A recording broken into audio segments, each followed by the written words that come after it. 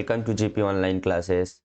JP online classes में आज हमारा लेक्चर नंबर 8 है, जिसमें हम टॉप 30 क्वेश्चंस करने वाले हैं। आज का पहला क्वेश्चन है, महाभारत का युद्ध कुरुक्षेत्र में कितने दिन के लिए लड़ी गई थी? For how many days was the Mahabharata war fought in Karnataka? 15 दिन, 16 दिन, 17 दिन, 18 दिन। कमेंट बॉक्स में इसका करेक्ट आंसर बताना है। अगर हम बात करें महाभारत की, तो महाभारत एक महाकाव्य है। महाभारत क्या है? महाभारत एक महाकाव्य है। महाभारत और रामायण एक महाकाव्य है।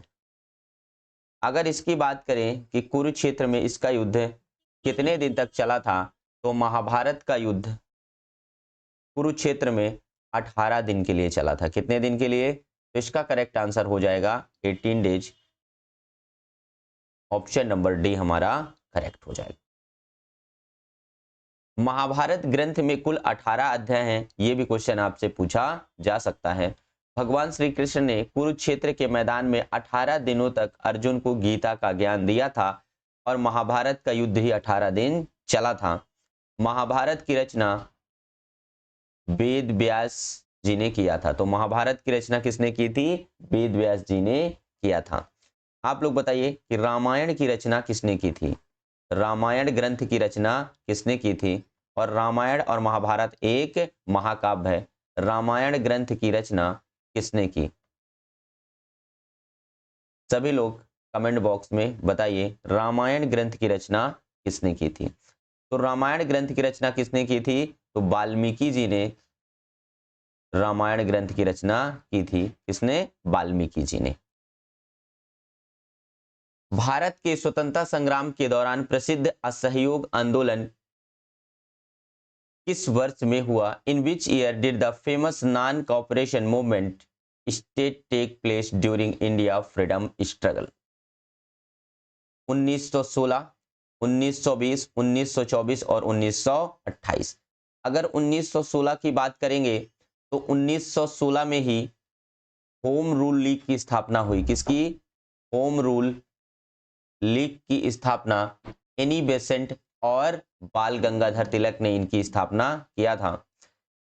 1920 में क्या हुआ? नॉन कॉपरेशन मूवमेंट, असहयोग आंदोलन। 1924 में कांग्रेस का एकमात्र अधिवेशन जिसमें महात्मा गांधी ने कांग्रेस की अध्यक्षता की, वो था बेलगांव अधिवेशन। कौन था? बेलगांव अधिवेशन। ये बेलगांव कहाँ पड़ता है? ये वर्तमान कर्नाटक में है। तो इसका करेक्ट आंसर हो जाएगा ऑप्शन नंबर बी, 1 अगस्त 1920 को असहयोग आंदोलन।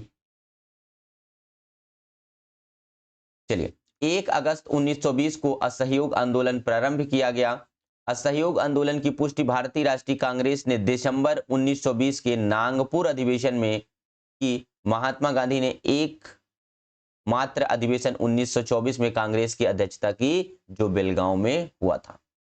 अगर हम बात करें 1928 में हिंदुस्तान सोशलिस्ट रिपब्लिक एसोसिएशन की स्थापना किसने की? भगत सिंह ने। HSRA, Hindustan socialist republic association की स्थापना 1928 में भगत सिंह ने किया। Next question 214, in which state the classical dance Kathak has its roots? शास्त्रीय नृत्य कथक की जड़ें किस राज्य में हैं? तो अगर हम बात करें, जो एक कथक है, यह एक क्लासिकल डांस है जो उत्तर भारत का क्लासिकल डांस है। यानी उत्तर भारत की बात करें तो उत्तर प्रदेश, दिल्ली, तमिलनाडु, तमिलनाडु का कौन सा है? भारतनाट्यम। मणिपुरी मणिपुर का है। केरल का है मोहिनी अट्टम, केरल का मोहिनी अट्टम। और उत्तर प्रदेश का क्या हो जाएगा? तो इसका करेक्ट आंसर हो जाएगा दोस्तों ऑप्शन नंबर डी, जो कथक है यह उत्तर प्रदेश का क्लासिकल डांस है। वर्तमान में 8 क्लासिकल डांस है। कितने? 8 क्लासिकल डांस हैं। कथक उत्तर भारत का शास्त्रीय नृत्य है और कथक के प्रमुख कलाकार ये भी आपसे पूछा जाएगा कि बिरजू महाराज, लच्छू महाराज, अच्छन महाराज का संबंध किस नृत्य से है, तो आपको बताना है कि सर इनका संबंध कथक से है। कथकली और मोहिनीअट्टम का संबंध केरल राज्य से है। भारतनाट्यम तमिलनाडु का प्रमुख शास्त्रीय नृत्य है। अब देखिए भारतनाट्यम से संबंधित प्रमुख कलाकार कौन कौन से हैं, तो Yamini Krishnamurthy, very very important है, यामिनी कृष्णमूर्ति। सोनल मानसिक का संबंध भारतनाट्यम से है। और जो भारतनाट्यम है ये कहां से लिया गया है, तो ये भरत मुनि के नाट्य शास्त्र से लिया गया है। कहां से लिया गया है, नाट्य शास्त्र से लिया गया है भारतनाट्यम। नाट्य शास्त्र की रचना किसने की थी, ये किया था भरत मुनि ने। भरत मुनि ने नाट्य शास्त्र की रचना किया था। अगला क्वेश्चन की तरफ जाएंगे, 214। State Madhya Pradesh occupies approximately what percentage of the country area? Madhya Pradesh का क्षेत्रफल भारत के कुल क्षेत्रफल का कितना प्रतिशत है, ये हमसे पूछ रहा है। 9.38%, 12.38%, 15.38%, 17.38%। तो हमें पता है कि सर भारत का क्षेत्रफल कितना है, तो भारत का क्षेत्रफल अगर हमें नहीं भी पता है तो हम निकाल लेंगे। भारत का क्षेत्रफल 32,87,263 किलोमीटर स्क्वायर है। अगर हम बात करें मध्य प्रदेश का क्षेत्रफल, तो मध्य प्रदेश का क्षेत्रफल है 3,08,252 किलोमीटर स्क्वायर, 252 किलोमीटर स्क्वायर। अब 32,87,263 किलोमीटर स्क्वायर का 3,08,252 से हम क्या कर लेंगे, कंपेरिजन अगर कर लेंगे तो हमारा कितना आ जाएगा सर, ये होता है 9.38%। कितना होता है, 9.38%। तो मध्य प्रदेश का क्षेत्रफल भारत के क्षेत्रफल का 9.38% है। चलिए, तो इसका करेक्ट आंसर हो जाएगा ऑप्शन नंबर ए। अब देखिए, मध्य प्रदेश का क्षेत्रफल 3,08,252 वर्ग किलोमीटर के क्षेत्र में है। यह क्षेत्रफल की दृष्टि से दूसरा सबसे बड़ा राज्य है। पहला राज्य है राजस्थान। पहले नंबर पर कौन है सर, फर्स्ट नंबर पर है क्षेत्रफल की दृष्टि से राजस्थान। दूसरे नंबर पर मध्य प्रदेश। तीसरे नंबर पर है कौन सा, महाराष्ट्र। फिर उत्तर प्रदेश। चलिए, जो भारत के भौगोलिक क्षेत्र का 9.38% है। मध्य प्रदेश का गठन 1 नवंबर 1956 को हुआ था। मध्य प्रदेश को सोया प्रदेश या टाइगर प्रदेश के नाम से जाना जाता है। मध्य प्रदेश को नदियों का मायका भी कहा जाता है। मध्य प्रदेश को नदियों का मायका कहा जाता है। नदियों का मायका मध्य प्रदेश को कहा जाता है। अब देखिए, ये आपके करंट अफेयर का क्वेश्चन है कि हाल ही में मध्य प्रदेश का 9वां टाइगर रिजर्व माधव राष्ट्रीय उद्यान को घोषित कर दिया गया है, जो कि भारत का 58वां टाइगर रिजर्व है। कौन सा है, 58 टाइगर रिजर्व हो गए। तो भारत में अब वर्तमान में यानी 2025 मार्च तक अब भारत में कुल कितने टाइगर रिजर्व हैं, 58। हाल ही में 9वां टाइगर रिजर्व मध्य प्रदेश का किसे घोषित किया गया है, माधव राष्ट्रीय उद्यान को। ये माधव कहाँ है, तो ये मंडला जिले में है। मध्य प्रदेश के मंडला जिले में है। ये भी याद रखना है कि अब टाइगर रिजर्व कितने हो गए हैं, 58 टाइगर रिजर्व हो गए हैं। Next question, morality is concerned with, नैतिकता का संबंध किससे है, तो नैतिकता का संबंध आचरण से है। किससे है, आचरण। करेक्ट आंसर हो जाएगा ऑप्शन नंबर बी, नैतिकता का संबंध आचरण से है। पाइका विद्रोह 1817 उड़ीसा में खुर्दा के पाइका द्वारा अंग्रेजों के खिलाफ एक सशस्त्र विद्रोह था। पाइका विद्रोह का नेता कौन था, कमेंट बॉक्स में बताइए। The Paika rebellion of 1817 is an armed rebellion against the British by the Paika of Khurda in Odisha. Who was the leader of Paika rebellion? गोप चंदूदास, बक्सी जगबंधु, सुरेंद्र राय, मधुसूदन दास। तो इसका करेक्ट आंसर आपको कमेंट बॉक्स में बताना है। चलिए, पाइका झारखंड का है, बी बी बी। चलिए, जो पाइका विद्रोह का नेता था वो कौन था? वो था बक्सी जगबंधु। कौन थे? बक्सी जगबंधु पाइका विद्रोह के नेता थे। अब देख लेते हैं। पाइका विद्रोह एक सशस्त्र विद्रोह था जिसे ईस्ट इंडिया कंपनी के खिलाफ पाइकस यानी उड़ीसा के पारंपरिक मिलिशिया द्वारा चलाया गया था। 1817 में बक्सी जगबंधु के नेतृत्व में उड़ीसा में विद्रोह हुआ था। तो किसके नेतृत्व में? बक्सी जगबंधु के नेतृत्व में उड़ीसा में विद्रोह हुआ था। तो इसका करेक्ट आंसर हो जाएगा option number B.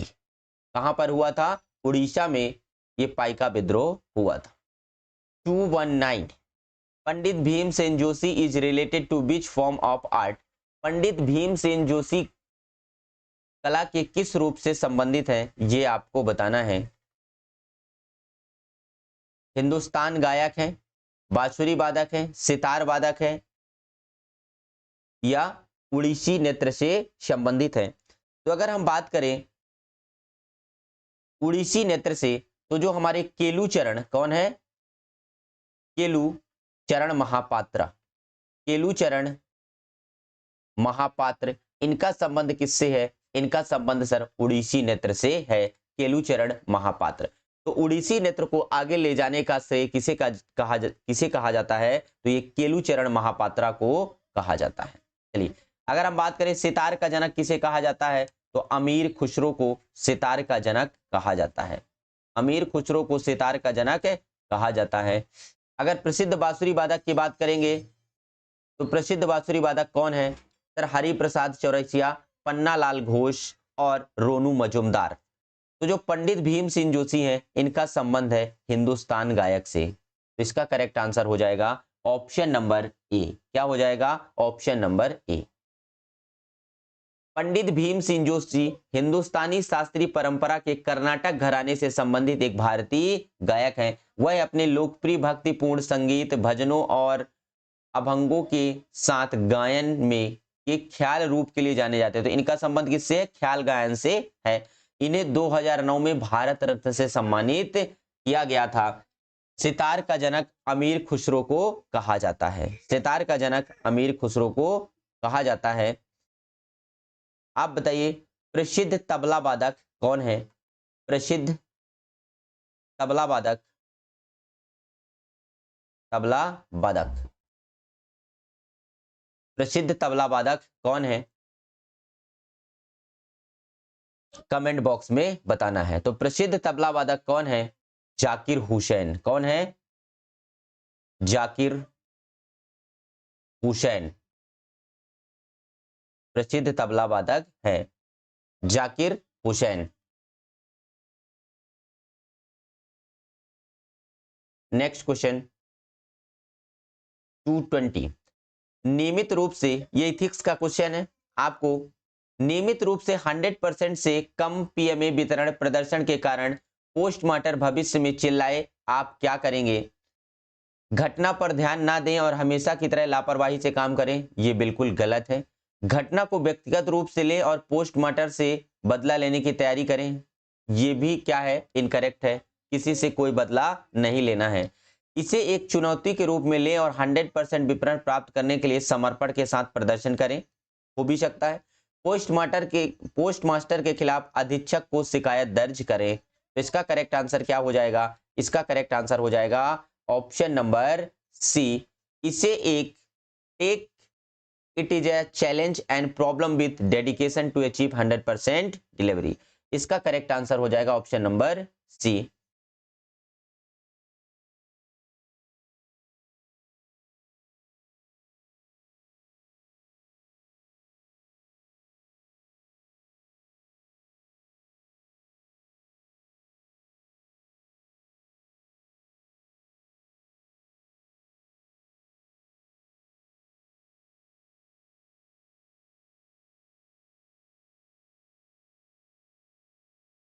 Next question 221 परीक्षा हाल में आप पाते हैं कि आपके द्वारा संतोषजनक उत्तर देने के लिए प्रश्न पत्र बहुत कठिन है। आप क्या करेंगे? परीक्षक को बताएं कि प्रश्न पाठ्यक्रम से बाहर है, क्योंकि पेपर तो अब आपका आ चुका है, टाइम आपके पास सिर्फ 3 घंटा है, तो ये बिल्कुल गलत हो जाएगा। उम्मीदवारों को परीक्षा हाल से बाहर जाने के लिए उकसाएं, ये भी बिल्कुल गलत है। पड़ोसी से कुछ जानने की कोशिश करें, try to know something from neighbour, ये भी इनकरेक्ट हो जाएगा। जितना हो सके ठंडे दिमाग से प्रश्न को हल करने का प्रयास करें, यही बिल्कुल करेक्ट हो जाएगा कि सर हमसे जितना आ रहा है उसको हम पहले कर लें, इसके बाद में सर पेपर आउट होगा, पेपर कैंसिल होगा, जो होगा हम बाद में देखेंगे, हमसे जो हो सकता है वो हम करेंगे। करेक्ट आंसर हो जाएगा ऑप्शन नंबर डी। अब देखिए, भारत दुनिया का सबसे बड़ा देश है, यानी भारत का क्षेत्रफल के अकॉर्डिंग दुनिया में कौन सा स्थान है? तीसरा, पांचवा, सातवां और नौवां। बहुत ही इजी क्वेश्चन है, सभी का आंसर कमेंट बॉक्स में आना चाहिए। चलिए, तो सर क्षेत्रफल की दृष्टि से भारत का विश्व में 7वां स्थान है। कौन सा स्थान है? 7वां। आपको कमेंट बॉक्स में बताना है कि सर क्षेत्रफल की दृष्टि से 8वें स्थान पर कौन सा देश है? 8वें स्थान पर कौन सा देश है? कौन सा देश है और पहले स्थान पर कौन सा है, ये आपको बताना है। और पहले स्थान पर तो इसका करेक्ट आंसर हो जाएगा ऑप्शन नंबर सी। चलिए, तो सर क्षेत्रफल की दृष्टि से 8वें स्थान पर कौन सा है? तो यह है अर्जेंटीना। कौन सा है? अर्जेंटीना। और पहले स्थान पर कौन है? रूस। अब देखेंगे कि सर पहले, दूसरे और तीसरे स्थान पर कौन कौन से देश है। तो क्षेत्रफल की दृष्टि से भारत दुनिया का 7वां सबसे बड़ा देश है। अब देखिए, पहले से लेकर 7वें 8वें तक के सर हमसे पूछ लिया तीसरा कौन सा है, चौथा कौन सा है, तो क्रम में इसका ट्रिक क्या है? तो इसका ट्रिक है रुक चीन अब आ भारत। ट्रिक क्या है? रुक चीन अब आ भारत। तो पहले स्थान पर है रूस, का से हो जाएगा कनाडा, ची से हो जाएगा चीन, आ से हो जाएगा अमेरिका, बा से हो जाएगा ब्राजील, आ से हो जाएगा ऑस्ट्रेलिया, भारत से हो जाएगा कितना? 7वां, और 8वां कौन सा है? अर्जेंटीना। 8वां कौन सा है? अर्जेंटीना। अर्जेंटीना की राजधानी क्या है? तो सर अर्जेंटीना की राजधानी है ब्यूनस आयर्स। क्या है? ब्यूनस आयर्स, ये अर्जेंटीना की राजधानी है। और अर्जेंटीना के घास के मैदान को क्या कहते हैं? अर्जेंटीना के घास के मैदान को पंपास कहते हैं। क्या कहते हैं? अर्जेंटीना के घास के मैदान को पंपास कहते हैं। इसका करेक्ट आंसर हो जाएगा ऑप्शन नंबर सी। पहले स्थान पर रूस, कनाडा, चीन, अमेरिका, ब्राजील, ऑस्ट्रेलिया, भारत और अर्जेंटीना। नेक्स्ट, आपको बताना है अफ्रीका के घास के मैदान को क्या कहते हैं? अफ्रीका के घास के मैदान को क्या कहते हैं? यह भी वेरी वेरी इंपॉर्टेंट क्वेश्चन है, पूछा जा सकता है। तो अफ्रीका के घास के मैदान, ये बोल रहा है अफ्रीका, अफ्रीका, तो अफ्रीका है तो सवाना, तो अफ्रीका के घास के मैदान को बोलते हैं शवाना। क्या बोलते हैं? शवाना। श्रीलंका के घास के मैदान को बोलते हैं पटाना। चलिए, 223 भागीरथी और अलकनंदा गंगा में कहा मिलती हैं? तो सर जहां पर भागीरथी और अलकनंदा नदी मिलती है उसे बोलते हैं क्या? उसी को गंगा बोलते हैं, और उस स्थान का नाम है देवप्रयाग। तो भागीरथी और अलकनंदा नदी जहां मिलती है उसे बोलते हैं देवप्रयाग। तो करेक्ट आंसर हो जाएगा देवप्रयाग। क्या हो जाएगा? देवप्रयाग। अब आपको बताना है कि सर रुद्रप्रयाग कौन कौन सी नदियों के आपस में मिलने से बनता है? कमेंट बॉक्स में बताना है आपको रुद्रप्रयाग। रुद्रप्रयाग, तो दोस्तों प्रयाग का मतलब होता है संगम, नदियों का संगम। प्रयाग का मतलब होता है संगम, जहां दो नदियां आपस में मिलती हैं उसे हम बोलते हैं प्रयाग। चलिए, तो इसका correct answer option number D. अब ध्यान से देखिएगा, प्रयाग का अर्थ संस्कृत में नदियों के संगम का स्थान है, जिसे प्रयाग पंचम भी कहा जाता है। अब देखिए 5 प्रयाग कौन से हैं? विष्णु प्रयाग, नंद प्रयाग, कर्ण प्रयाग, रुद्र प्रयाग, देव प्रयाग, जो उनके घटते प्रवाह में क्रम है। मतलब सबसे ज्यादा कौन सा? विष्णु प्रयाग, नंद प्रयाग, कर्ण प्रयाग, रुद्र प्रयाग और देव प्रयाग। अब देखिएगा सर, जहां भागीरथी व अलकनंदा मिलती हैं उसे बोलते हैं देव प्रयाग। क्या बोलते हैं? यही हमसे पूछा है। अलकनंदा व मंदाकिनी नदी जहां मिलती है उसे बोलते हैं रुद्र प्रयाग। क्या बोलते हैं? रुद्र प्रयाग।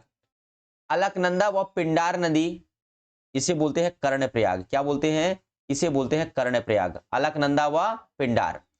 अलकनंदा व धौली गंगा जहां मिलती है उसे बोलते हैं विष्णु प्रयाग। क्या बोलते हैं? विष्णु प्रयाग।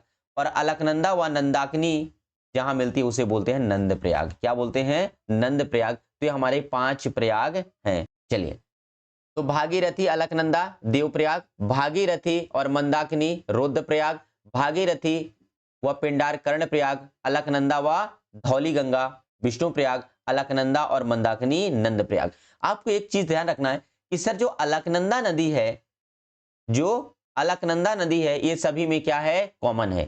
सभी में क्या है? कॉमन है। तो बस आपको अलकनंदा कॉमन रखना है। पहले के लिए देवप्रयाग में भागीरथी नदी, फिर रुद्रप्रयाग में मंदाकिनी नदी, कर्णप्रयाग में पिंडार नदी, विष्णु प्रयाग में धौली गंगा और नंद प्रयाग में नंदाकिनी नदी। ये आपको याद रखना है।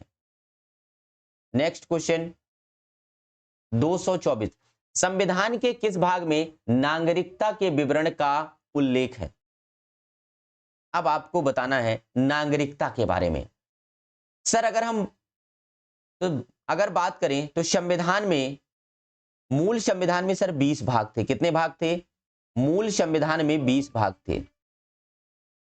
मूल संविधान में 20 भाग थे। सर पहला भाग में क्या था?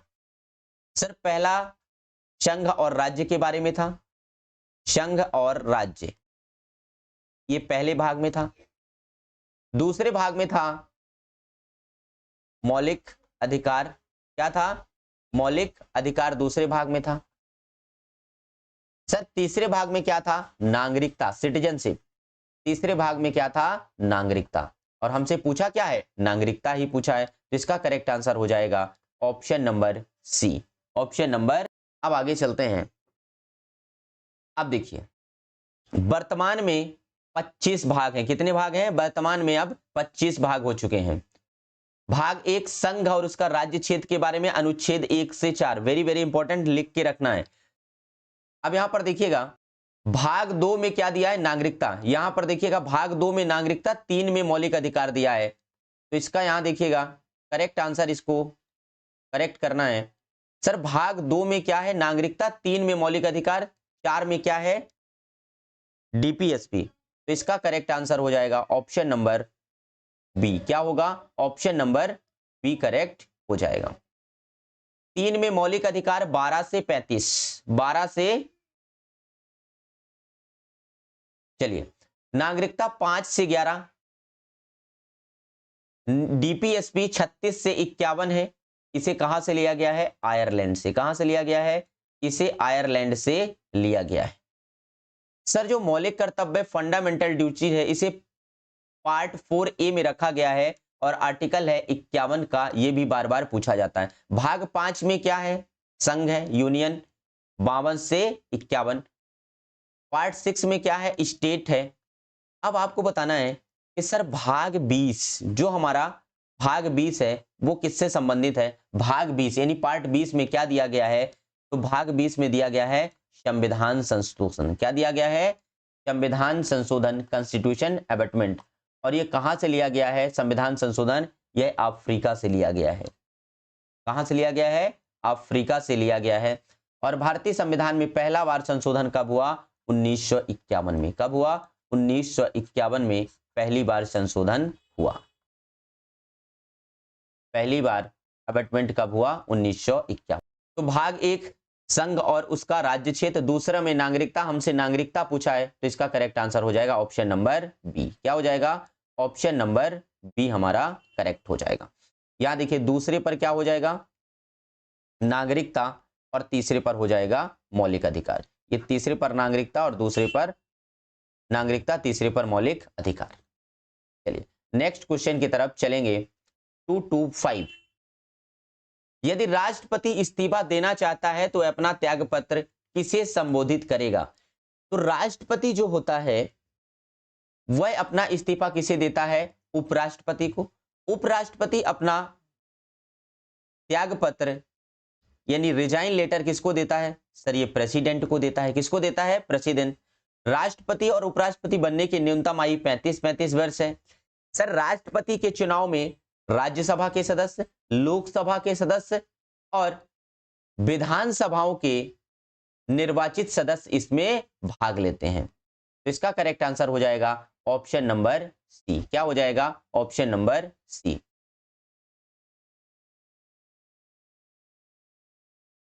अब देखिए ये सारी चीजें प्रेसिडेंट और वाइस प्रेसिडेंट के बारे में दिया गया है कि सर इसकी न्यूनतम आयु कितनी है? 35 वर्ष। ये त्यागपत्र किसे देगा? भारत के उपराष्ट्रपति को।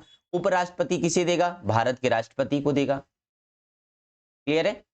चलिए वर्तमान में भारत के राष्ट्रपति कौन है? ये हैं द्रौपदी मुर्मू और उपराष्ट्रपति हैं जगदीप धनखड़। 226, जेरमी लाल निरुंगा किस खेल से संबंधित है? Jeremy Lalrinnunga is related to which sport? Weight lifting, boxing, badminton और गोल्फ। आपको इसका आंसर कमेंट बॉक्स में बताना है। तो सर अगर हम गोल्फ की बात करेंगे तो जो टी शब्द है, क्या है? टी शब्द। टी शब्द एग्जाम में कई बार पूछा गया है। सर टी शब्द का संबंध किससे है? गोल्फ से है। तो टी शब्द किससे संबंधित है? गोल्फ से संबंधित है। बैडमिंटन की फेमस खिलाड़ी कौन है? तो सर बैडमिंटन की फेमस खिलाड़ी हैं पीवी सिंधु। कौन है? पीवी सिंधु। तो जेरमी लाल निरुंगा का संबंध किस खेल से है? तो इसका संबंध है वेट लिफ्टिंग से। किससे है? वेट लिफ्टिंग यानी भारोत्तोलन से। इनका संबंध किस राज्य से है? तो इनका संबंध है भारत के मिजोरम राज्य से। कहां से है? मिजोरम राज्य से। जेरमी लाल निरुंगा आइजोल मिजोरम के एक भारतीय भारोत्तोलक हैं, वेट लिफ्टर हैं। उन्होंने ब्यूनस आयर 2018 ग्रीष्मकालीन युवा ओलंपिक में भारत का प्रतिनिधित्व किया था। साइना नेहवाल, पीवी सिंधु, किदाम्बी श्रीकांत प्रसिद्ध बैडमिंटन खिलाड़ी हैं। कौन है? बैडमिंटन खिलाड़ी है PV Sindhu. Ryder Cup, Walker Cup, Prince of Wales Cup का संबंध किससे है? गोल्फ से। और बॉक्सिंग से संबंध किसका है?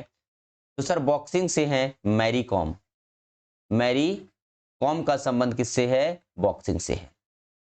इसका करेक्ट आंसर हो जाएगा ऑप्शन नंबर ए, जेरमी लाल निरुंगा ये वेट लिफ्टर है। कौन है? और मीराबाई चानू का भी संबंध किससे है? वेट लिफ्टिंग से है।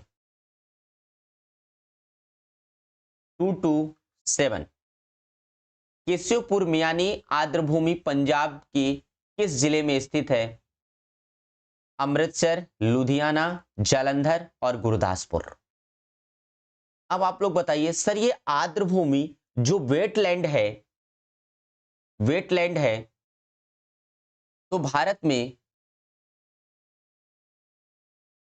प्रतिवर्ष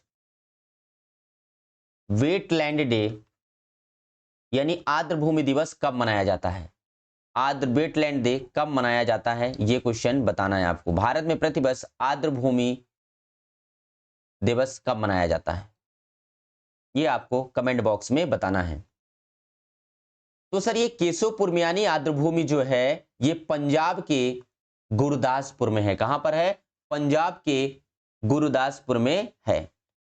2 फरवरी को वेटलैंड दिवस मनाया जाता है। चलिए केशवपुर मियानी सामुदायिक रिजर्व पंजाब के गुरदासपुर जिले में एक गतिशील मीठे पानी का पारिस्थितिक तंत्र है। क्या है? एक बायोमास है। पंजाब में 12 प्राकृतिक यानी नेचुरल वेटलैंड और 8 जो हैं मानव निर्मित वेटलैंड है। इनमें से 3 को रामसर साइट, ये 3 कौन है? हरिके, कांजली और रोपड़, और 2 को राष्ट्रीय वेटलैंड रंजीत सागर और नांगल घोषित किया गया है। फरवरी 2025 तक भारत में 89 रामसर साइट है। कितने हैं? 89। और रामसर साइट का संबंध किससे है? आर्द्र भूमि संरक्षण से है। किससे है? वेटलैंड कंजर्वेशन से है। रामसर कन्वेंशन के तहत नामित अंतरराष्ट्रीय महत्व की आर्द्र भूमियां हैं। यह भी क्वेश्चन पूछा जाता है कि भारत के तमिलनाडु राज्य में सबसे अधिक 20 रामसर साइट हैं। कहां पर? तमिलनाडु में। विश्व आर्द्र भूमि दिवस हर साल 2 फरवरी को मनाया जाता है। कहां पर? हर वर्ष 2 फरवरी को मनाया जाता है। अब देखिए, ये जो हमारा आर्द्र भूमि सम्मेलन सबसे पहले कहां हुआ था? तो सर ये ईरान में हुआ था। कहां हुआ था? तो ये सबसे पहले हुआ था ईरान में। ईरान में पहला सम्मेलन इसका हुआ था। कहां पर? ईरान में। ये भी आपको याद रखना है। Next question 228। पूर्वी और पश्चिमी घाट को जोड़ने वाली पहाड़ियां कौन सी है? सर जहां पर वेस्टर्न घाट एंड ईस्टर्न घाट मिलते हैं उसे हम बोलते हैं उसे हम क्या बोलते हैं सर? उसे हम बोलते हैं नीलगिरी की पहाड़ियां या कार्डमम की पहाड़ियां। तो उसे हम बोलते हैं क्या? नीलगिरी की पहाड़ियां, कार्डमम की पहाड़ियां। सतपुड़ा की पहाड़ियां भारत के मध्य प्रदेश राज्य में हैं और अरावली की पहाड़ियां राजस्थान राज्य में हैं। तो इसका करेक्ट आंसर हो जाएगा option number C. Option number C correct हो जाएगा। अब देखिए, ये पहाड़ियां वहां स्थित है जहां पूर्वी घाट और पश्चिमी घाट मिलते हैं। उसे हम बोलते हैं नीलगिरी पर्वत दक्षिण भारत के पश्चिमी तमिलनाडु के पश्चिमी घाट का हिस्सा है। इसकी सबसे ऊंची चोटी कौन सी है? डोडा बेटा। कौन सी है? डोडा बेटा है, जिसकी ऊंचाई कितनी है? 2637 मीटर है। नीलगिरी पहाड़ियां नीलगिरी बायोस्फीयर रिजर्व का हिस्सा है। तो ये नीलगिरी कहां पर है? सर ये नीलगिरी तमिलनाडु, केरल और कर्नाटक राज्य में फैला हुआ है। सतपुड़ा की सबसे ऊंची चोटी धूपगढ़ है, जिसकी ऊंचाई 1350 मीटर है। अरावली पहाड़ी की सबसे ऊंची चोटी गुरु शिखर है, जिसकी ऊंचाई 1722 मीटर है। तो अरावली की पहाड़ियां कहां है? ये राजस्थान में है। कहां पर है? राजस्थान के सिरोही में। राजस्थान के कहां पर है? सिरोही में। राजस्थान के सिरोही में। नेक्स्ट 229। भारत के संविधान में कितने मौलिक कर्तव्य निहित हैं? How many fundamental duties are contained in the constitution of India? तो अगर हम बात करें मूल संविधान में, तो सर मूल संविधान में मौलिक कर्तव्य का उल्लेख नहीं था। 42वां संविधान संशोधन 1976 में इसे ऐड किया गया। पहले कितने थे? 10। पहले कितने थे? 10। लेकिन 2002 में, कब? 2002 में एक और मौलिक कर्तव्य जोड़ा गया कि 6 से 14 वर्ष के बच्चों को निःशुल्क और अनिवार्य शिक्षा देना है। तो ये हमारा एक और जुड़ के कितने हो गए? तो सर प्रेजेंट में हमारे पास 11 फंडामेंटल ड्यूटीज हैं, जिसे कहां से लिया गया है? तो इसे रूस से लिया गया है। कहां से? रूस से लिया गया है फंडामेंटल ड्यूटीज। तो इसका करेक्ट आंसर हो जाएगा ऑप्शन नंबर बी। क्या हो जाएगा? Option number B. 42वां संविधान संशोधन 1976 के तहत मौलिक कर्तव्य को भारतीय संविधान में जोड़ा गया। इसे भाग 4 का में रखा गया है। आर्टिकल क्या है? 51A। मूल संविधान में मौलिक कर्तव्य का उल्लेख नहीं था। मौलिक कर्तव्य रूस के संविधान से लिया गया है। वर्तमान में 11 मौलिक कर्तव्य हैं। 42वां संविधान संशोधन को भारत का लघु संविधान कहा जाता है। इसे क्या कहा जाता है? मिनी कॉन्स्टिट्यूशन कहा जाता है, क्योंकि इसी अमेंडमेंट के तहत मौलिक कर्तव्य, संविधान के प्रियम्बल में समाजवाद, धर्मनिरपेक्षता जैसे शब्द जोड़े गए। Question number 230। निम्न में से कौन ब्लॉकचेन तकनीकी का उपयोग करता है? Which of the following use blockchain technology? Bitcoin, nanochip, share market and food processing. इसका करेक्ट आंसर बताना है कि सर ये जो ब्लॉकचेन टेक्नोलॉजी का यूज कौन करता है? ब्लॉकचेन टेक्नोलॉजी का यूज कौन करता है? बिटकॉइन करता है। कौन करता है? बिटकॉइन। सर बिटकॉइन एक क्या है? करेंसी है। क्या है? बिटकॉइन एक करेंसी है। कैसी? डिजिटल करेंसी है बिटकॉइन। चलिए, पब्लिक ब्लॉकचेन वह जगह है जहां बिटकॉइन जैसी क्रिप्टो करेंसी की शुरुआत हुई और जिसने वितरित खाता प्रौद्योगिकी DLT को लोकप्रिय बनाने में मदद की। चलिए, तो इसका करेक्ट आंसर हो जाएगा बिटकॉइन। बिटकॉइन एक डिजिटल करेंसी है। 231 यूक्रेन की राजधानी है। अब देखिए, यूक्रेन हाल ही में चर्चा में रहा है क्योंकि यूक्रेन और रूस के बीच युद्ध चल रहा है, और हाल ही में अभी अमेरिका के राष्ट्रपति और यूक्रेन के राष्ट्रपति जेलेंस्की के बीच एक क्या हुई थी, एक मुलाकात हुई थी, जिसमें उन दोनों के बीच में आपसी झड़प हो गई थी। इसलिए यह क्वेश्चन आगे भी पूछा जा सकता है। सर, यूक्रेन की राजधानी क्या है? यूक्रेन की राजधानी है कीव। क्या है? यूक्रेन की राजधानी है कीव। और सर, ये जो खार्किव जो है, ये यूक्रेन का एक शहर है। कौन सा? खार्किव यूक्रेन का एक शहर है। अब देखिए सर, यूक्रेन को गेहूं की मंडी भी कहा जाता है। तो गेहूं की सबसे बड़ी मंडी कहां है? यूक्रेन में। कहां पर है? यूक्रेन में। यूक्रेन की राजधानी क्या है? कीव। अब देखिए, हमें कुछ देश और उनकी राजधानी याद रखना है। तो यूक्रेन की राजधानी क्या है? कीव। अफगानिस्तान की राजधानी क्या है? काबुल। अफगानिस्तान की राजधानी क्या है? काबुल। अफगानिस्तान की संसद का नाम क्या है? कमेंट बॉक्स में आपको बताना है कि अफगानिस्तान की संसद का नाम क्या है। अजरबैजान की राजधानी क्या है? बाकू। बहरीन की राजधानी है मनामा। बांग्लादेश की राजधानी क्या है? ढाका। और बांग्लादेश के संसद का नाम भी याद रखना है, क्योंकि बांग्लादेश हमारा नाइबर कंट्री है, पड़ोसी देश है, इसलिए हमें याद रखना है। भूटान की राजधानी क्या है? थिम्पू। भूटान की राजधानी क्या है? थिम्पू। ब्रुनेई की राजधानी है बंदर शेरी बागवान। क्या है? बंदर शेरी बागवान किसकी राजधानी है? ब्रुनेई की। तो अफगानिस्तान की राजधानी है काबुल। यहां की संसद का नाम है शोरा। क्या है? यहां के संसद का नाम है शोरा। बांग्लादेश की राजधानी क्या है? ढाका। और बांग्लादेश की मुद्रा क्या है? टका। बांग्लादेश की मुद्रा क्या है? सर, बांग्लादेश की मुद्रा है टका। और बांग्लादेश की संसद का नाम है जातीय संसद। क्या नाम है? बांग्लादेश की संसद का नाम है जातीय संसद। कतर की राजधानी है दोहा। कतर की राजधानी क्या है? दोहा। फिनलैंड की राजधानी आपको बताना है। फिनलैंड की राजधानी क्या है? सर, फिनलैंड को कंट्री ऑफ लेक कहा जाता है। झीलों का देश किसे कहा जाता है? फिनलैंड को। झीलों का देश किसे कहा जाता है? फिनलैंड को। और फिनलैंड की राजधानी क्या है? हेलसिंकी। फिनलैंड की राजधानी है हेलसिंकी। फिनलैंड को झीलों का देश कहा जाता है। नेक्स्ट क्वेश्चन 232, मंकी पॉक्स के कारण होता है। तो देखिए, pox, chicken pox, monkey pox, ये सारे किसके कारण होते हैं? सर, ये वायरस के कारण होते हैं। किसके कारण होते हैं? ये वायरस के कारण होते हैं। जो मंकी पॉक्स, चिकन पॉक्स, ये सारे किसके कारण होते हैं? वायरस के कारण होते हैं। इसे शॉर्ट में एम पॉक्स भी बोलते हैं। एम पॉक्स एक वायरल संक्रमण है जिसमें दाने होते हैं और जो दर्दनाक होते हैं। अब देखिए, लास्ट क्लास में हमने आपको वायरस से होने वाले रोग बताए थे। वायरस से होने वाले रोग का ट्रिक बताया था कि मेरे पोपो एट्रक चीख छोड़ गई। मेरे पोपो एचक चीख छोड़ गई। ये किसका ट्रिक था? सर, ये वायरस से होने वाले रोगों का ट्रिक था। आज की क्लास में हम बता रहे हैं बैक्टीरिया से होने वाले रोग कौन से हैं, मतलब जीवाणु से होने वाले रोग कौन कौन से हैं। वेरी वेरी इंपॉर्टेंट है, याद रखना है। सर, पंडित का ट्रिक न्यू है। क्या? पंडित का ट्रिक न्यू है। तो पा से क्या याद रखेंगे? प्लेग।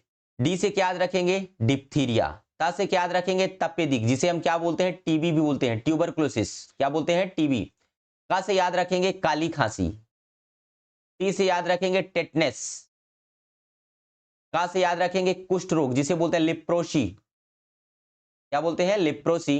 और न्यू से याद रखेंगे? न्यूमोनिया। और है से याद रखेंगे? हैजा। सर, न्यूमोनिया से प्रभावित अंग क्या है? आंत। निमोनिया से प्रभावित अंग क्या है? आंत। सर, हैजा दूषित पानी पीने से होता है। सर, टीबी जो है ये ट्यूबरक्लोसिस के कारण होता है। किसके कारण होता है? ट्यूबरक्लोसिस के कारण टीबी होता है। ट्यूबरक्लोसिस के कारण क्या होता है? टीबी। प्लेग सर, ये पास्चुरेला पेस्टिस बैक्टीरिया के कारण होता है। प्लेग्स। चलिए, तो पंडित का ट्रिक न्यू है।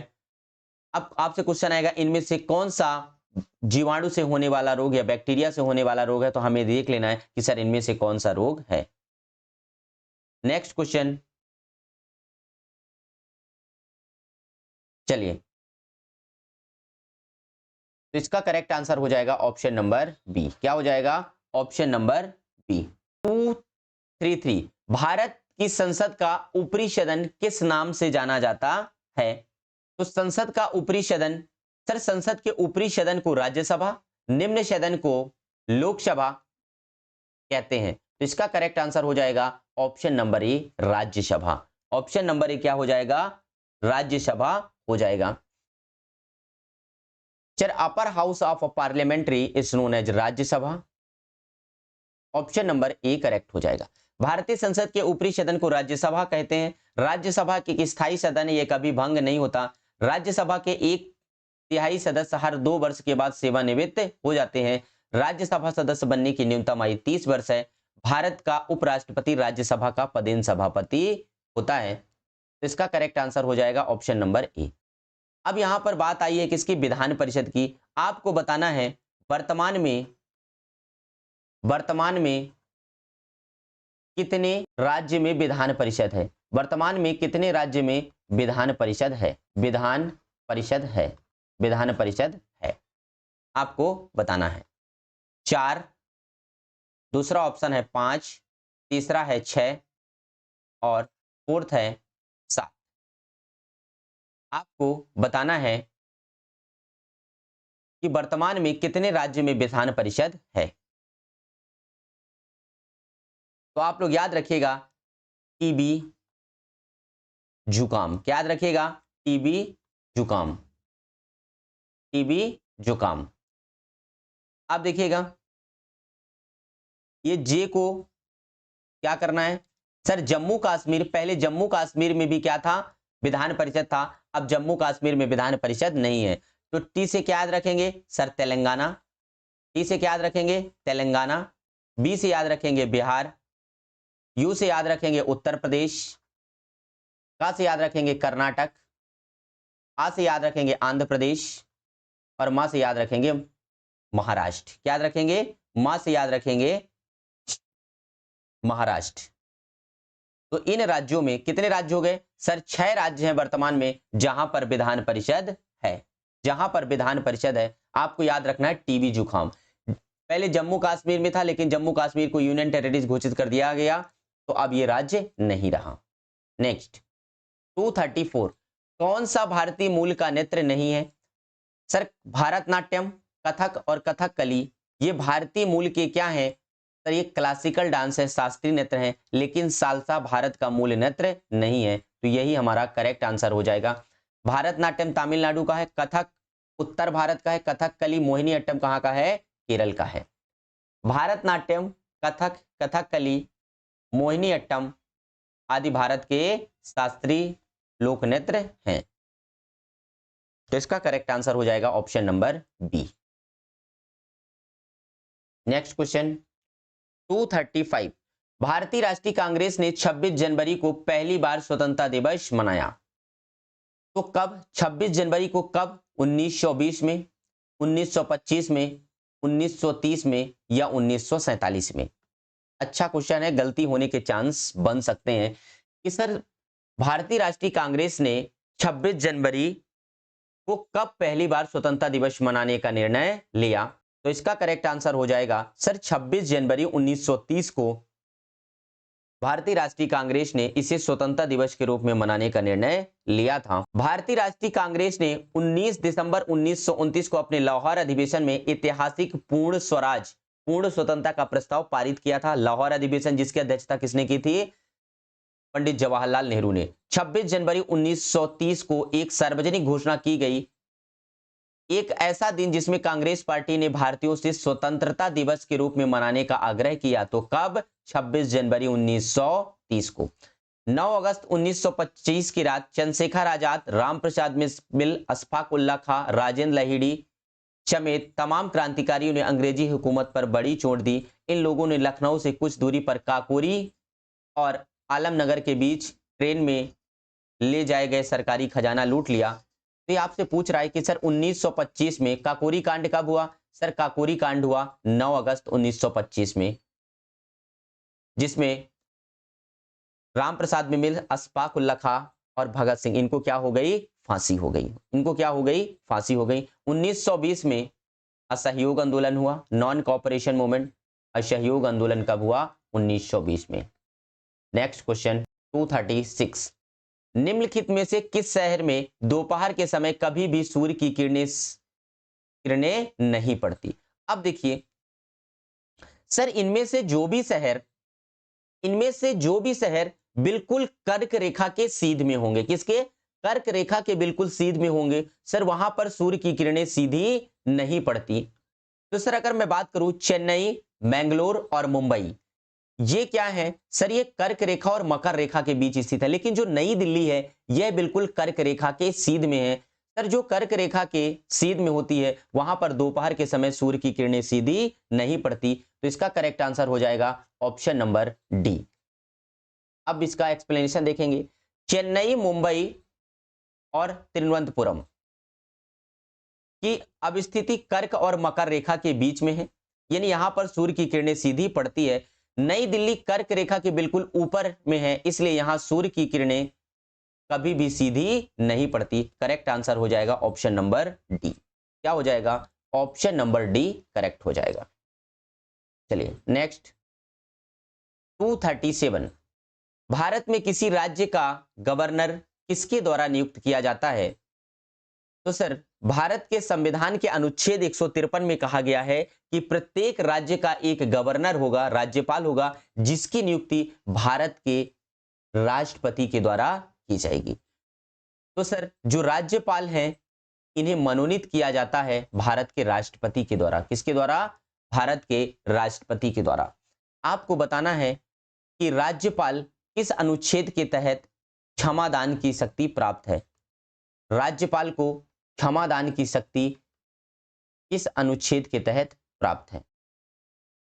राज्यपाल को क्षमादान की शक्ति आपको बताना है किस अनुच्छेद के तहत। जैसे राष्ट्रपति अनुच्छेद किसके तहत? अनुच्छेद 72 के तहत क्षमादान की शक्ति इसको प्राप्त है। चलिए, भारत में किसी राज्य का राज्यपाल की नियुक्ति भारत के राष्ट्रपति द्वारा किया जाता है। संविधान का अनुच्छेद 153 में कहा गया है कि प्रत्येक राज्य का एक राज्यपाल होगा, जिसकी नियुक्ति भारत के राष्ट्रपति करेंगे।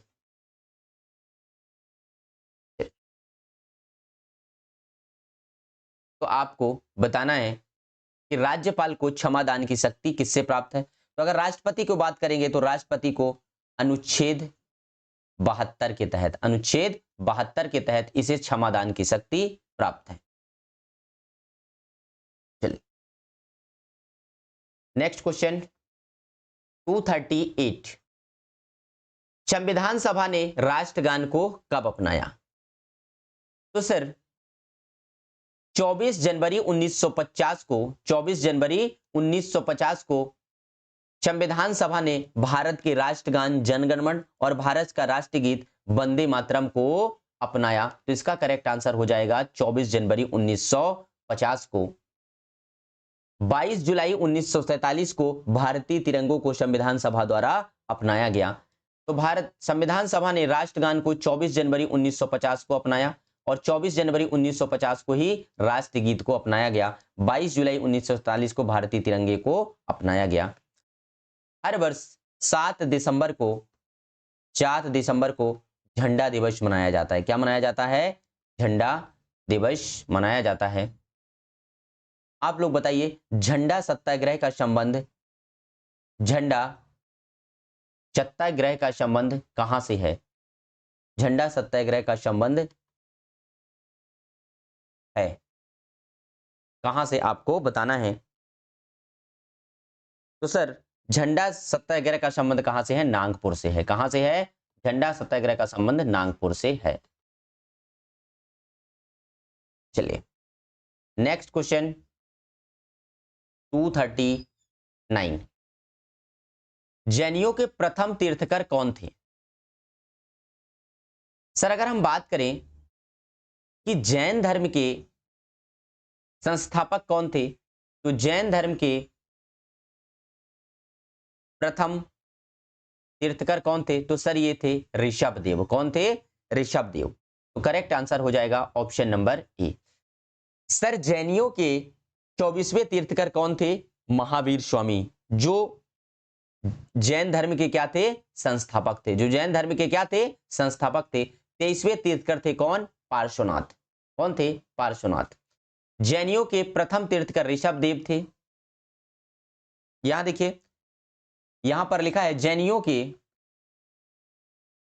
24वें तीर्थकर महावीर स्वामी थे। महावीर स्वामी का जन्म 540 ईसा पूर्व में कुंडल ग्राम वैशाली में हुआ था। कहां हुआ था?